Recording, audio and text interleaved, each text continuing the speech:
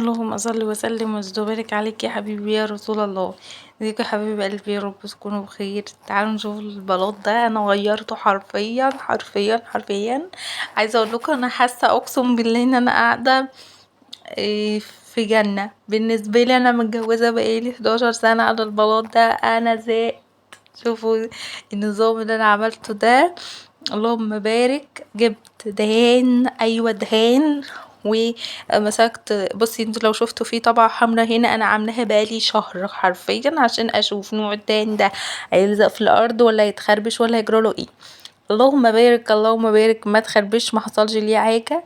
جبت منه تاني وبدات اعمل السيراميك عندي بالنظام ده. هتقولي جبت الفكره منين يا مرودي وكده؟ اقسم بالله انا كده جت معايا كده صدفة صدفة صدفة. قولولي ايه رأيكم بجد، واتمنى يا رب يكون عجبكم. ولو عجبكم الفيديو ده ان شاء الله اجيب لكم تفاصيل وانا بعمل الصالة وبعمل اوضة الصالون بأمر الله. انا جربته لحد دلوقتي بقالنا اسبوع ما شاء الله في الأوضة، لا خربشة ولا بيتشال ولا اي حاجة. حرفيا انا بقيت احب شقتي، بقيت احب الأوضة دي جدا. انا مكنتش بحب البلاط، يمكن اللي متابعني في القناة التانية كان عارف ان انا مش بحب بلاط بيتي خالص، بكرهه جدا. ومش كنت حابة عفشي بسبب البلاط ده. انا برضو حبيت اوريكم الفرق لان هي اللي خلاص العلبة ما قضيتش الا لحد هنا.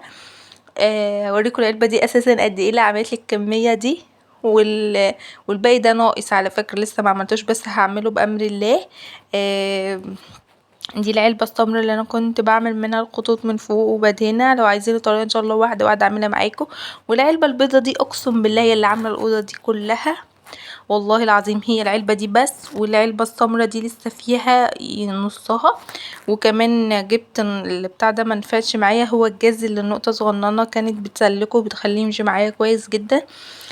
عايزه اقول لكم لما جوزي دخل انبهر وقال لي بجد ما شاء الله انت ازاي عملت كده، ده هيتشال ومش مش هيتشال. قلت له لا. وكل اللي يجيلي يقول لي انت عملت سيراميك جديد. والله العظيم ما حد مصدق ان ده دهين خالص. لسه اللمعه زي ما هي وامسحه. اللي عايزني اعمل له فيديو تاني عنه ان شاء الله اكتبولي في التعليقات كتير كتير، اعمل لكم فيديو تاني عنه بقى بامر الله كده وانا بمسحه.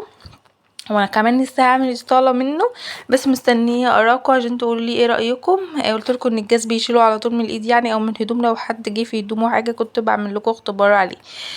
لو عجبكم الفيديو ده ما تنسوش تقولولي عشان اعمل الصاله معاكم وكمان اوضه الصالون. على فكره غير في حياتي كتير جدا، واللون الابيض مبهج. محدش مصدق ان ده دهان، الكل بيقولي ده سيراميك. اشوفكم في رعاية الله في فيديو جديد، باي.